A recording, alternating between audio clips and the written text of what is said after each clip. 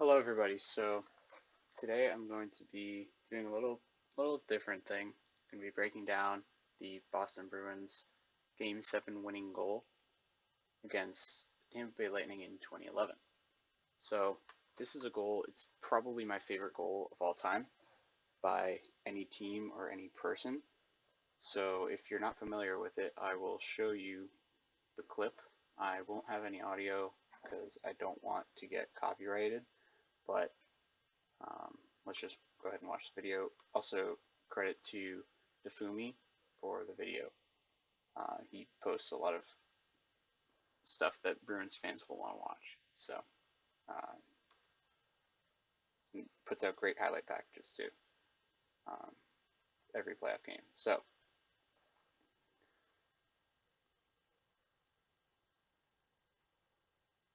here we have David Krejci winning the faceoff. Now he wins it back to Andrew Ference, takes it back into the Bruins zone. The Bruins, from here, begin the set play. So that's phase one, right here. We'll be going over that.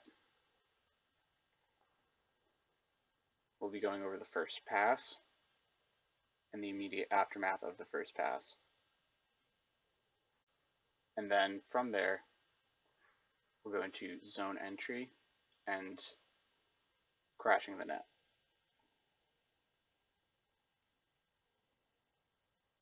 This set play was created to directly counter the 1-3-1 forecheck that the Lightning famously used in this year. Only a few teams that have ever successfully used the 1-3-1 and been very good at it. And the Tampa Bay Lightning in 2010-2011 were one of those teams. They used the 1-3-1 so well that they actually got mocked for it at one point.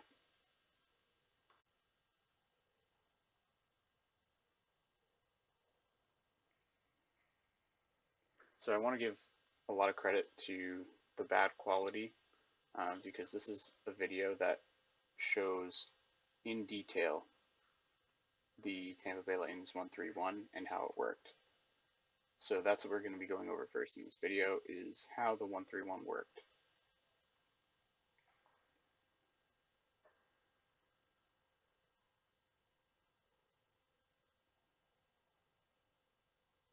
So as you can see, there's one forward, Marty St. Louis, in the offensive end. And then there's one forward or defenseman, doesn't really matter, down the middle. There's a forward on this side, and there's a forward on this side. So you have one up top, three down the middle, and then there's one back here. That's a defenseman.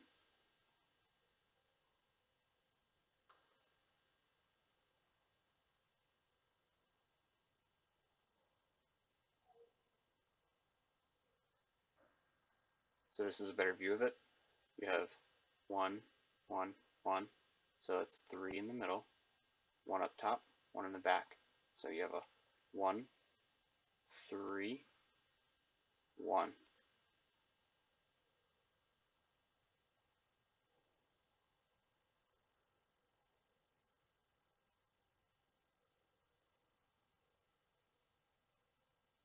So now we're going to see it being set up in a game situation. So as you can see, Stamkos is the top forward, the 1, F1, and then everyone else has fallen back into their places along the red line. So not really much Chris Pronger can do, really. All of his options are being taken away. So he just starts skating around.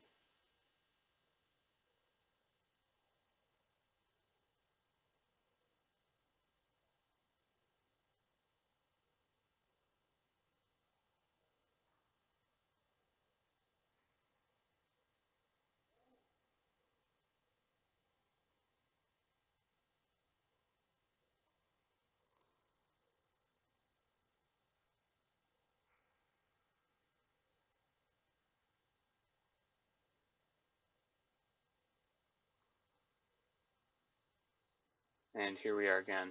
Now it's Nate Thompson as F1. And as you can see, they're starting to break it down further on the left-hand side.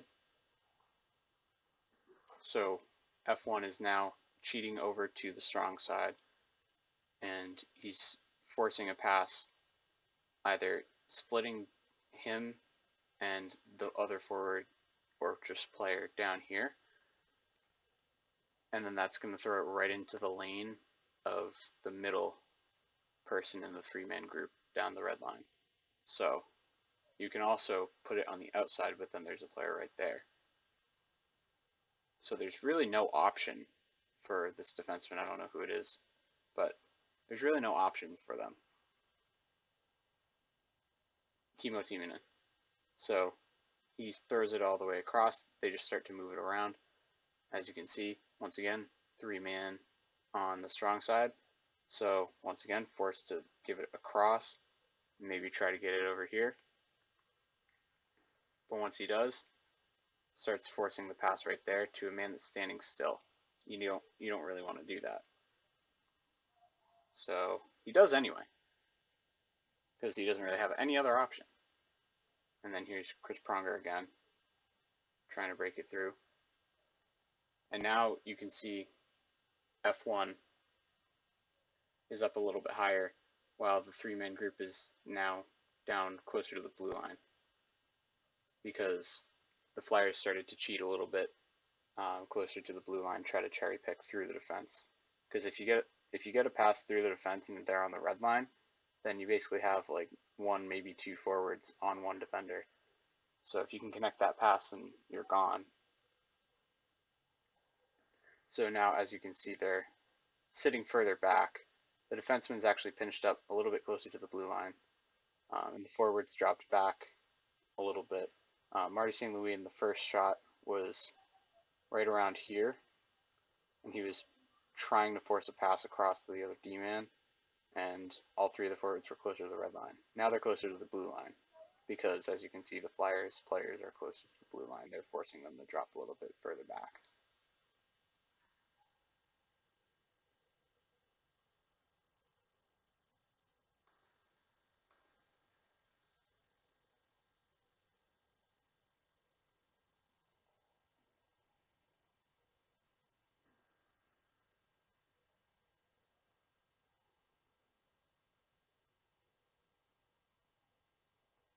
So as you can see, the forwards are starting to try to make little circles to get open, but they're not really moving in unison, and they're not moving ahead of one another to make more than one play.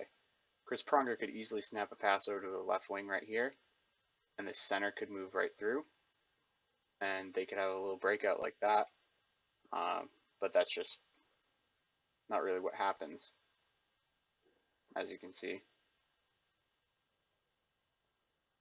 Now, one thing they could do right here, Pronger could snap it across here, and as he's snapping it across, the left wing could come up, loop around right here, and the center could go around here. Then that means that you've taken away F1, and now you're forcing a change in personnel in the man-on-man coverage from this forward to the middle forward in terms of this guy, and you're kind of making a crisscross route. It's breakdown time. So we have the hockey board out. The black will represent Boston. The blue will represent Tampa. F1 right about at the top of the start of the center ice face-off dot. And then we have a bit back here, and the 1 and then the 3 across kind of make a diamond, a bit of a flatter diamond. So we have, we'll just call him F2. And that's Steven Stamkos, fun fact. And then we have F3 over here. He's right about in between the face-off dot and the red line. A little bit off the boards, not too far though. So F3. And then in a similar spot but a little bit further off the boards, we have Matthias Oland, D1. And all the way in the back here, we have our guy. I don't know who it was, so forgive me for that. We have D2, and then goalie doesn't matter. So that is how it is set up at first for the Lightning. I'm just going to use jersey numbers because I'm a Bruins fan and I know the jersey numbers and I know who they are, everyone involved in this play. So we're just going to use 21. That's Andrew Ference, the puck-carrying defenseman that starts the play. That looks crappy, so let's just do 21. There we go. And then we have just in between, right over here, we have our guy, David Krejci, 46, just over the blue line. And then right behind him, behind the blue line, is Nathan Horton, number 18. And then coming across the red line, just chilling, is 17, Milan Lucic. And then all the way over here, doing absolutely nothing, is number 55, Johnny Boychuk. So, this is the original setup of this play. Krejci wins the faceoff back this way, and then, and then from there, Ference takes it back here slowly, and then starts moving forward to his position that he's in now. And as he's doing that, both Krejci and Horton have been coming through the middle, slowing down. They kind of cut around here, and they work up ahead of steam. So David Krejci and Nathan Horton both are working up ahead of steam. They have momentum. They have potential energy. Physics word. Well, let's just draw out the routes first. So we'll start off easily. Johnny Boychuk, his first route, he just skates forward. I could have done that. But Ference, I'll actually indicate who has the puck by green. So he has the puck on his stick. I'll just have green for puck movement too. He kind of fakes that way a little bit, and then he skates forward. At this point, like right about when he's parallel with the faceoff dot, is when he passes it to David Krejci, who moves a bit like this. Semi-diagonal route, just to give him some spacing off the boards, and so that Nathan Horton can take another slightly diagonal route going towards the boards. So they're basically both attacking F3. F1 is occupied with the puck carrier, and then Milan Lucic, just creating havoc, kind of just skates along the red line to about the outside of the face-off circle. And at that point is when he starts to change his skating trajectory. So then right about here is where the puck goes to David. Right around here is where the puck moves to David Krejci, and it hits him right about over the red line. So that is the first part of what the Bruins do. Now, how do the Lightning respond to this? Well, as we discussed earlier, they tend to collapse on the strong side. So what Stamkos actually does is he starts skating back when Ference looks over this way. F1 goes there a little bit. Like he doesn't really do anything. He's kind of skating this way, like over to here. So then he stops up and then reverses his direction just a little bit, and it was just enough of a change in direction that he ended up having to stop his feet. And that's where F1 gets taken out of the play, is when he stops moving his feet. Now he can't pressure the puck carrier or the pass that the puck carrier got. And he's also being put a little bit out of position. He'd like to be over closer to here so that F3 can go like this and then F2 can close in like that.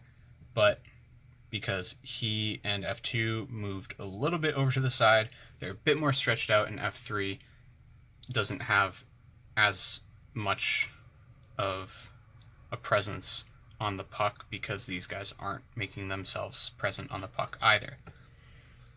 So what ends up actually happening is, by this point, F2 is behind the blue line a bit. F1 is right about here. And then F3 is moving back that way towards the puck. And then F2 starts skating up through here, ends up being right there. But that's basically how it all starts. D1 also just kind of moves backwards so that in case the puck swings around here, he can fill in, play defense right about here, and just kind of even out and set up their defensive structure for the other team having a possession in their defensive end. And then D2 kind of moves down towards here, although not that low. He moves about right here. So that's the first part. That's right after Krejci receives a pass. That's the movement. So now I'm going to erase the board, and I'm going to show you guys what happens after Krejci gets the puck. So this is the point at which David Krejci is really starting to make the actual play that ends up being the goal. So basically his route's very simple from here until the pass. He's trying to skate diagonally towards the middle. This does a few things. This opens up a few options for him. He can either skate it in this way, which most likely wasn't the original plan given the other movements of the forwards around him. But I mean, it is an option. If he sees it, he might take it, or he comes to the outside, takes D2 with him, and then leaves only F2, D1, and the defenseman can fill in wherever they need to, and then Horton's going to do what he needs to do. So this ends up doing is F1 and F3 both collapse on the puck. The only issue is that because David Krejci has much more speed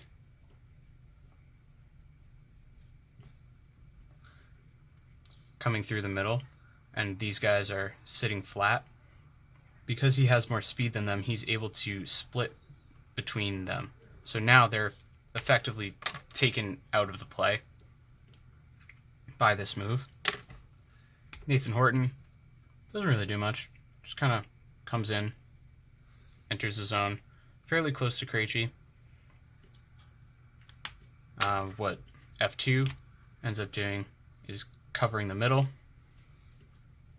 Basically, the reason why he does this is because he knows that there's another forward that's starting to come into the zone, and because David Krejci is about here, when he gets to this point, because of this, he tries to take away this passing lane right here.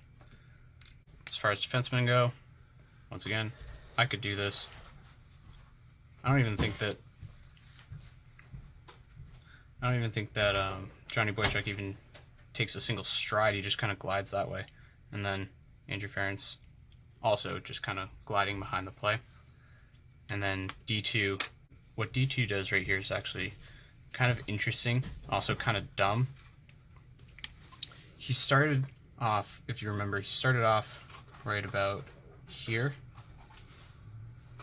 and then he moves over to here. Once he gets to this point, which is when David Krejci's like cutting in right about at the same spot that I showed where F2 is at.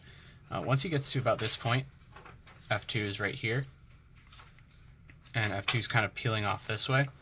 he doesn't come to a complete stop, but he basically stops. And then at this point, he just kind of transitions from forwards to backwards about right here, and he's just kind of gliding using the rest of the momentum he got from his turn, and then he starts skating backwards this way. It's not a huge aspect of why this didn't work out for the Lightning, but once again, speed. Krejci just has way more of it. He ends up being right about there, and then skates backwards. Wow. Or we'll do that for skating backwards. And then F2 is right here.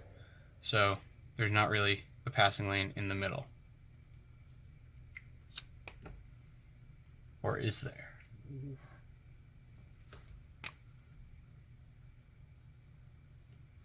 So that's the zone entry initially.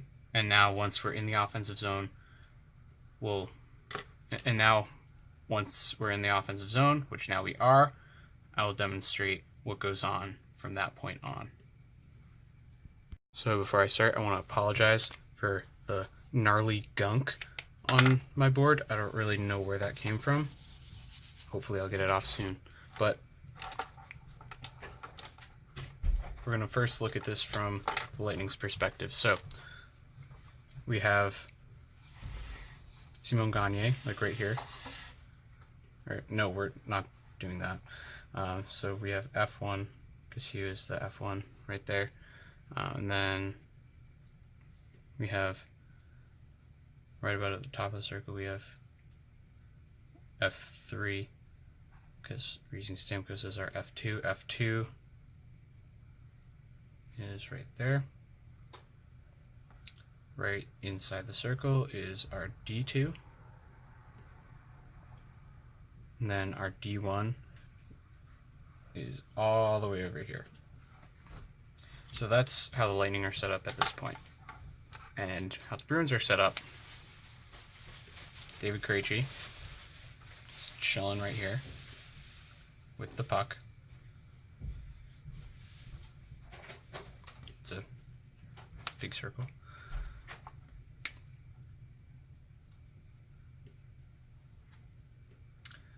And then this is when Nathan Horton ends up crisscrossing. So we're going to draw Nathan Horton after the crisscross, because that's the point that we're at. And then Milan Lucic is actually pretty high up. He hasn't really skated in. And then once again, Andrew Ference kind of chilling behind the play, as is Johnny Boychuk. So this is how the Bruins are set up. And then we'll add in Roley just right here, because this is when he kind of starts to matter. So he's not super important, so we're actually going to make him red, because he's not super important, but he is there nonetheless. So I'm actually going to draw him a little differently. I'm going to draw the positioning in which he's in. So he's essentially, if the black box is the goal, he's a little bit out of his crease. The left skate's in the crease, the right skate's a little bit out of the crease, so he's right about there. So he's taking away a shot like that. Once again, David Krejci has the puck on his stick. He has it on the inside of his stick because he's right-handed on the left-hand side, so it's on the inside. So what ends up happening?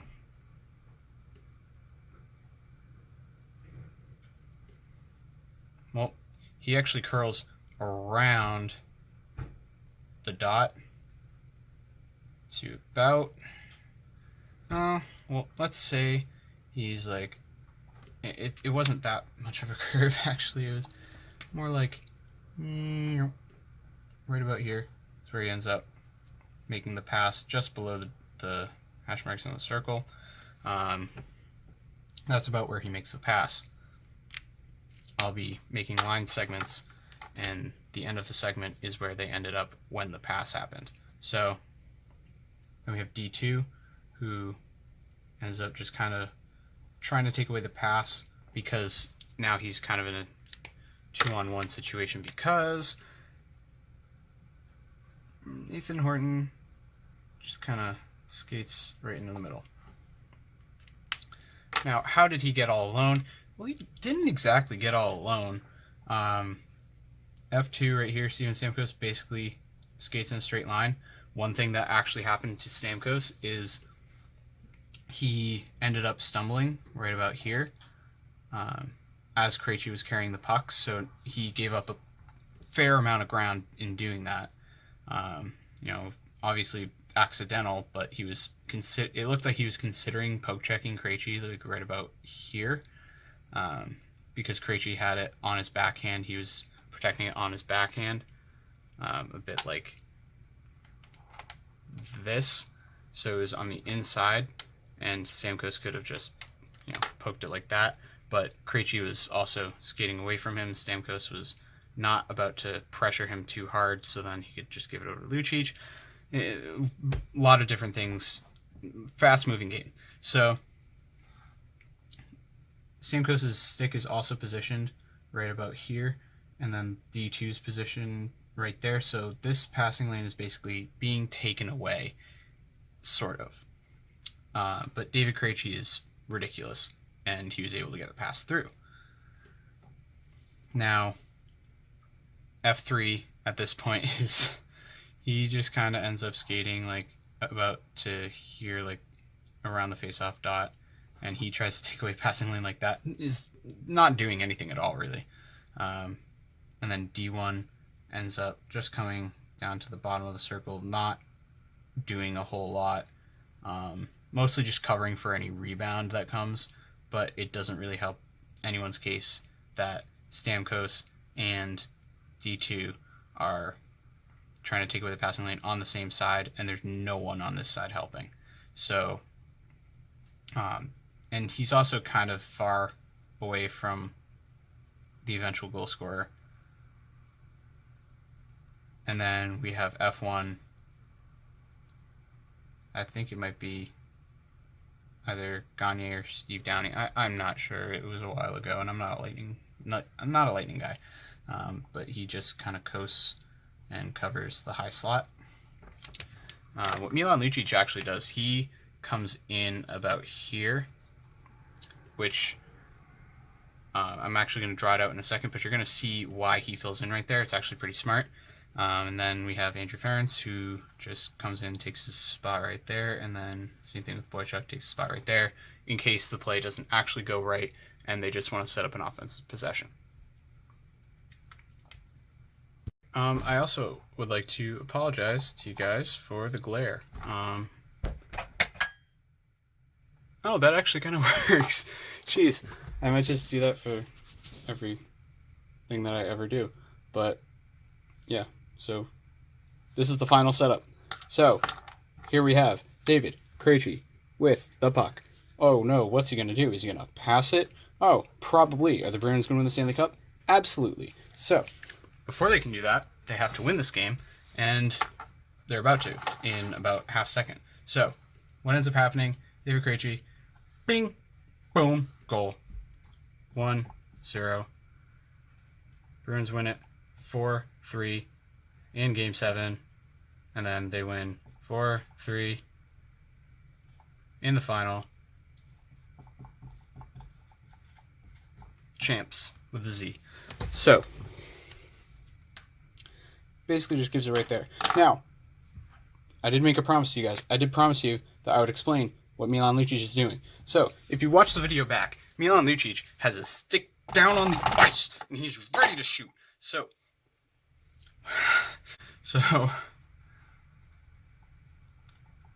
what Milan Lucic ends up actually doing, he's sitting up the high slot, sticks on the ground, basically occupying F1, possibly D1. One thought of why Lucic is here. There's many, many reasons why he could be here. Forcing F2 to peel off a little bit, forcing F1 to come down a little bit more, so then they have 5 guys low, which, if you know anything about hockey, if you have 5 guys low, your chances of breaking the puck out of your defensive zone are considerably lower than if you didn't have 5 guys low. And then if you also have 55 right here, F1 might try to fill in right here. So then he's behind Lucic, who has an open shot. That would be so stupid for F1 to do. But, I've seen Stranger Things, not the actual show, but you know what I mean. F2 might peel off, F1 might come in, or he might go like that. Worst comes to worst, honestly, because everyone's moving this way, Krejci, if this pass is not open at all, and if Horton's not uncovered, he can just send it around. But, again, he doesn't do that. Bruins win the Stanley Cup because of this goal.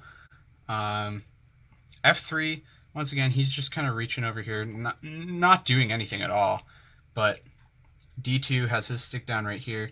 F2 has his stick down here. Lucic, once again, I know I keep getting off track. I'm sorry. But Lucic, he's just chilling up here. He has a stick on the ground. He even kind of calls for a pass right about here. Right about here. And he's got his stick up in the air a little bit, like when you're calling for a one-timer. So then F1 kind of comes over to this side, and he's like, oh, this is a passing lane. Might want to cover that. But honestly, Lucic is kind of the second option, and David Krejci is a great playmaker. He notices that D2's stick isn't flat on the ice, and that there's a little bit of area between him and his stick blade.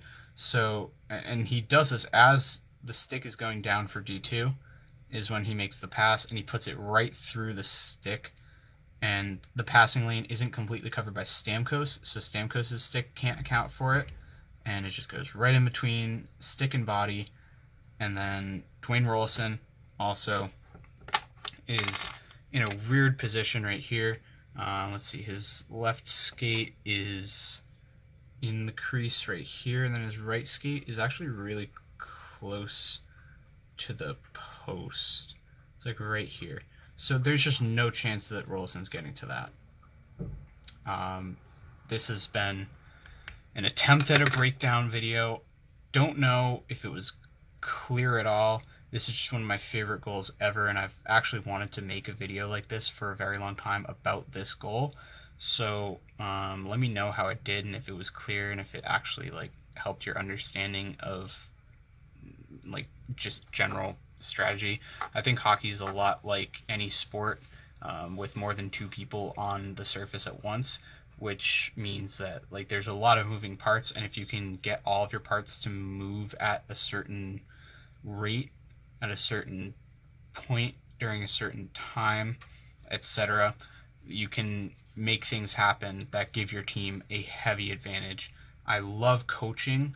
I love hockey strategy. I absolutely love everything about just sort of sports systems, especially in hockey. I hope to coach hockey one day. It's kind of a dream of mine to do. So this is why I'm kind of trying to learn how to explain hockey. And yeah, so it's my favorite sport. It's the greatest sport, undisputedly the greatest sport on the planet. And I love it so much, and I want other people to love and understand it. And I know that I don't fully understand every single thing about the game, because I'm not even 20 yet, and I have so much learning to do, but this helps me to learn to make these videos and explain things to people. So I hope this helped. It definitely has helped me, and I might do videos like this in the future.